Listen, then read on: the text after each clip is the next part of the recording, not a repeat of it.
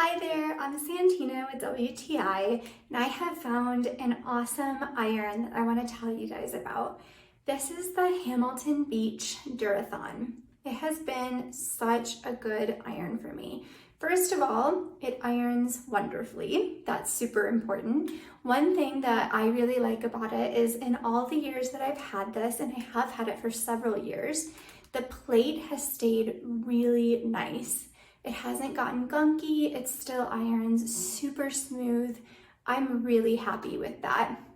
I also really like that it has easy to find settings. It has a little electronic screen, so you can easily choose what heat level you want.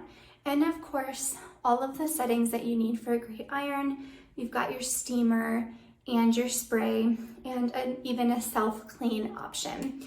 And one of my very favorite features is the retractable cord, especially for storage purposes. I just think that makes it super easy and organized to keep your iron with that retractable cord. So overall, this has been an awesome iron for me. And that's my point of view.